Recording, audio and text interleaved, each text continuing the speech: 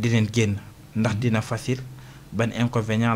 la nar a am gis nañ beneen Burkina Faso Ibrahima Traoré cool yi fa juddu la 11 juin roquette bi ñu def ci télé bi. yaa ngi jaxase ñaari bopp.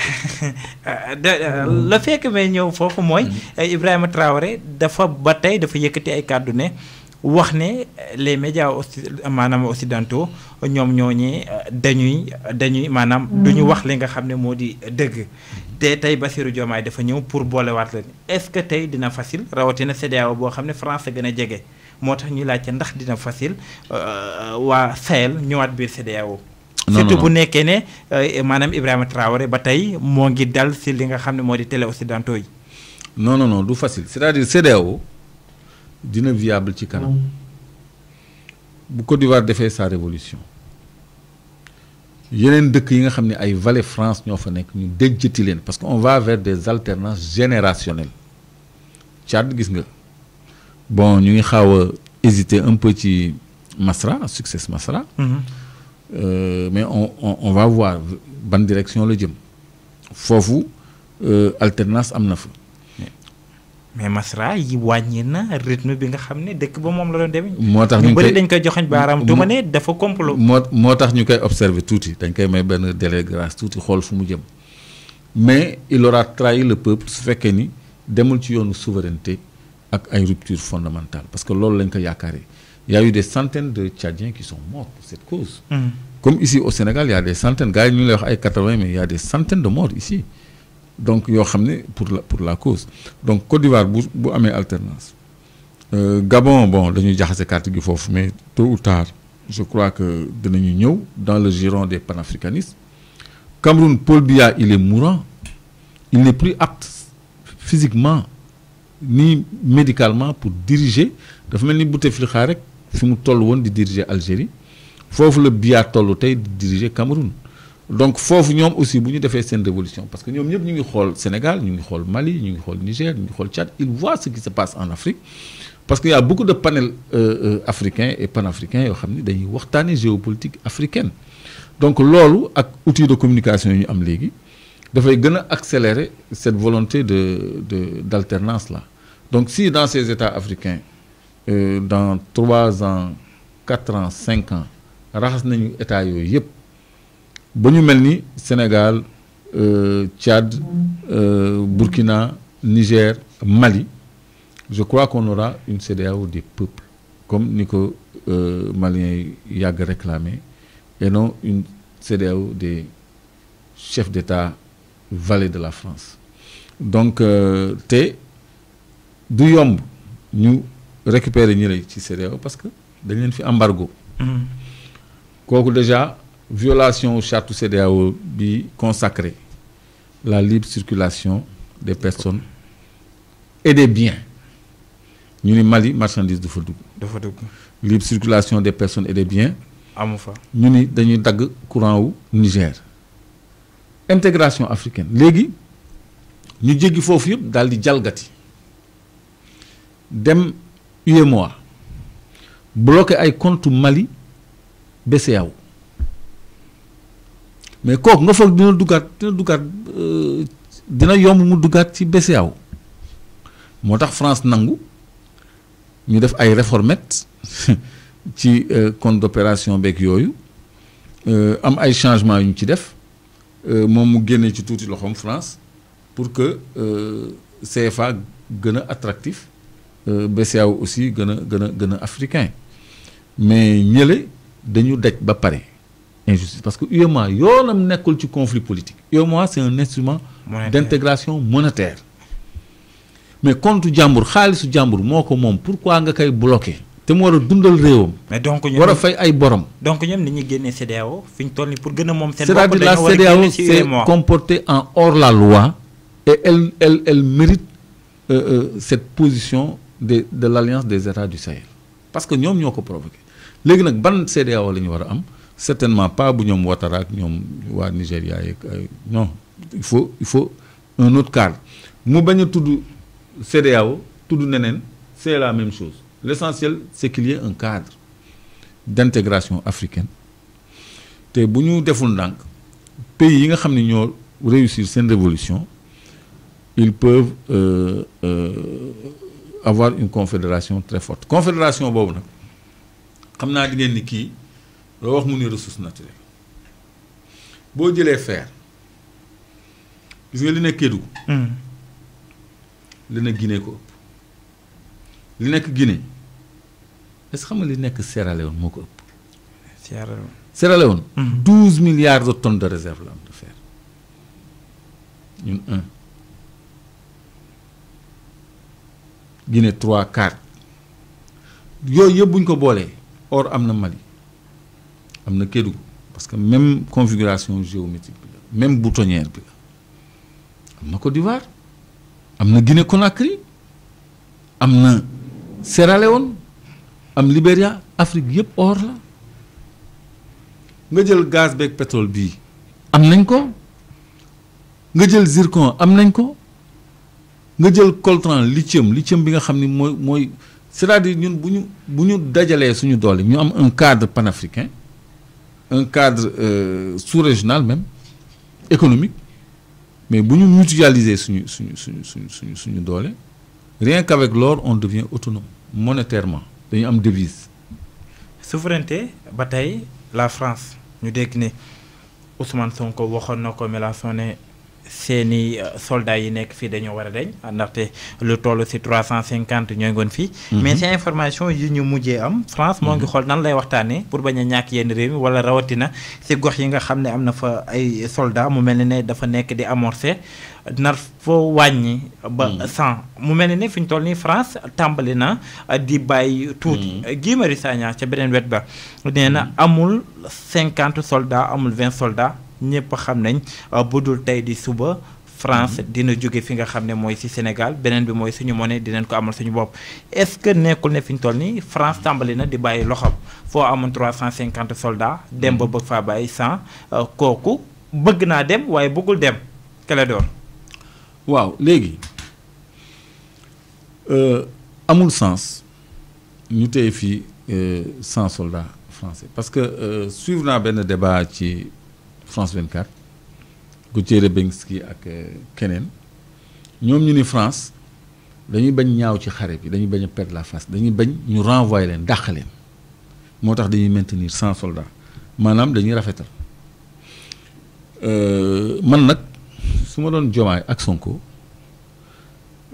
c'est blanc ou c'est noir dañ fiy toog wala ñu dem bu ñu amoon un soldat sax am na présence française fii présence rek la muy 5000 muy 1000 quel que soit le nombre c'est une présence 100 soldats occupés hectares yi nekk Wakam yëpp gis nga ni mu toll. maa fi xam dara 100 soldats. man mi dëkk foofu àll la. hectares yooyu yëpp pour 100 soldats 100 ñu jox leen suñu suuf soos yëpp leeru géej dolli ci li nekk Bel-Air yëpp ba noppi ñu am benn base gannaaw jas base aérienne xam nga loolu. bu mag a mag. loolu yëpp sans compter seen i école ak seen i investissement yi ñu def fii pour 100 éléments au nom de quoi. mais est-ce que nekkul ne. man li ma bëgg mooy notre gouvernement jeune Ousmane Sonko Bassirou Diomaye Faye ils ne doivent pas faire moins que Ablaye Wade comprendre nga. Ablaye Wade mag la. il n'est pas de leur génération moom bi mu ñëwee. dafa wàccee drapeau France ci camp bi yaa ngi koy fàttaliku image yooyu gis nga ko. effectivement journal télévisé ñu wàccee drapeau France ba mu wàcc ci suuf armée sénégalaise yéegal drapeau Sénégal ba ci kaw ma kontaan ba tey jii maa ngi koy sargalee Ablaye Wade. looloo taxoon France gën koo mere c'est un waaw d'accord mais taxul mu dax ambassadeur de France comme au Niger comme au Mali. taxul mu am rupture diplomatique comme au Niger comme au Mali Orange mu ngi fi woon après Eiffage am na marché autoroute à péage les banques françaises sont bien là Société Générale Crédit Lyonnais devenu Crédit Agricole et tout ça donc entreprise française yëpp ñu ngi fi ay casino ay donc il y avait toujours cette coopération mais sur le plan militaire mais souveraineté am Ablaye Wade président Ablaye Wade mais daf ko assumer loolu du woon décision bu yomb te daf ko teel a def donc ñii ci ñoom laa gënoon yaakaar ñu yéegalaat suñu drapeau ci zone yooyu. wàccee bu France. et bëri na ay panafricains yoo xam ne visite bi comme exemple ku mel ni Kémi Séba. Séba mere na wala rafetluwul Diomaye ni mu jëflante ñoom dañoo foog ne coûte que coûte bu ñu ñëwee les pays changé. Diomaye lan lay xaar rawatina aussi gis nañ leen benn communiqué conjointe bu ñu def. c'est diamétralement opposé discours bi ñu doon dégg ci Sonko si li nga xam ne moom lañ doon woote ci wàllum souveraineté ak liy nekk ci gise bi mais aussi ci communiqué conjointe bi mën nañ wax ne liñ doon wane opposition ak bi ñu nekk au pouvoir am na benn changement bu ci am. par rapport ak France ci lu wér te ci côté boobu je suis sur ma faim. Et je partage le sentiment de tous ces panafricains y compris Kémi Séba même bu dul sénégalais parce que foogoon naa ni bés bu gis nga bi président Bassirou demee ci Macron. pour man c'est sûr présence base militaire point focal lay doon ci seen entretien te il va revenir avec un résultat c'est-à-dire la France va rentrer chez elle.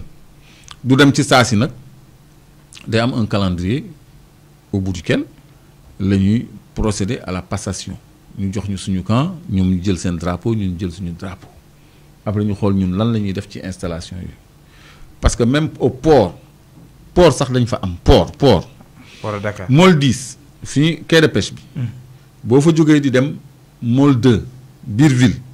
ci diggante bi am na ay bâtiments yu jaune yu nekk foofu c'est la marine française port ba sax dañ ci am donc tey jii 100 personnes ñu jox leen suñu géej suñu booru géej suñu non c'est pas possible dàquñu liggéey ak France mais sur le plan militaire dañu war a am souveraineté kon nous on est resté sur notre faim parce que dañu waroon marquer rupture on tenait l'occasion surtout que waa ji dafa yàgg jonkan di ñu xaar te bu ñu ko ni woon ñëwal mu daw je te jure lépp ñu acté ko fii. et jusqu'à maintenant moment ni ñu soxlaa nii Bassirou Diomaye ak Ousmane Sonko li ñu bëgg a lijjantee ak moom mën nañ koo lijjanti vite fait. mais ci lu gaaw parce que ñun la ñuy déglu ñu décliner suñu ay axes de coopération bilatérale parce que am na aussi la coopération multilatérale. c'est-à-dire gannaaw France ñun ku ñu neex digaaleel ñun ñoo war a définir librement le choix de nos partenaires au développement mais man foogoon naa ni nguur gi dina marquer ay rupture même par rapport aux institutions financières internationales man daal xaw naa jaaxle tuuti nag parce que comprendre ma Gavi comprendre ma institutions financières internationales yi comprendre ma maanaam yërmande bi ñu dawal ci France ci mu delloo luñ moom suñu identité suñu souveraineté ñu defar suñu armée aar suñu dëkk ñoom ñu génnee seen loxo ci suñu dëkk. sans soldats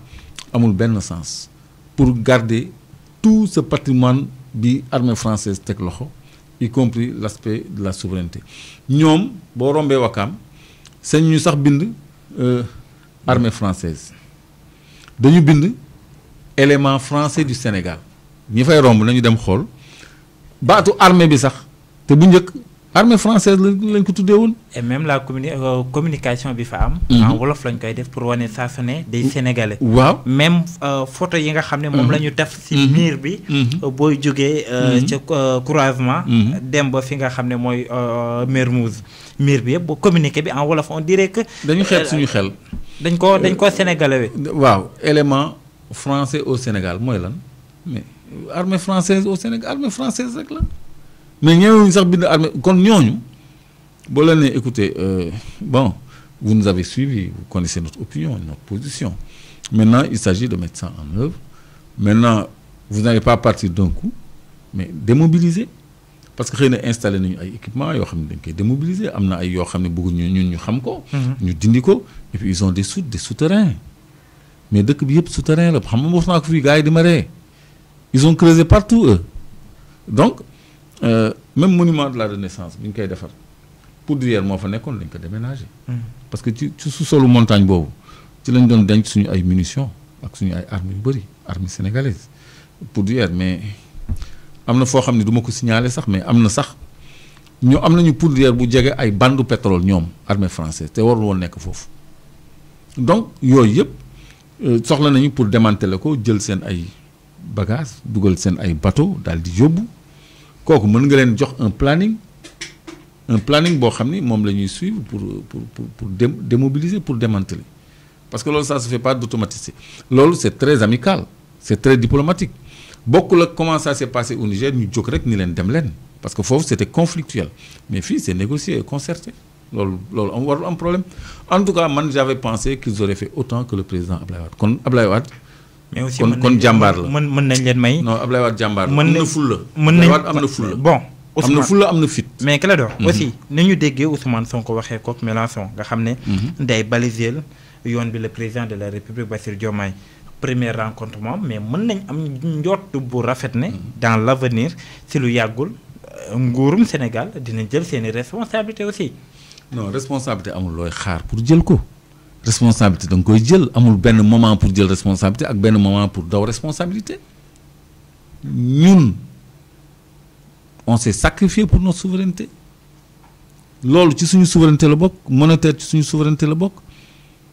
alimentaire ci suñu souveraineté la bokk beaucoup plus que vaccinal lan mooy souveraineté vaccinale ñun souveraineté boobu xeexuñu ko de souveraineté pour ñu ñuy jam di ñu dugal ay affaires yooyu ñu kenn xamul ay ARN messager on s'est pas battu pour ça. soxla ñooy vaccin ba tey dañuy des ci France rawatina les visites yi nga xam ne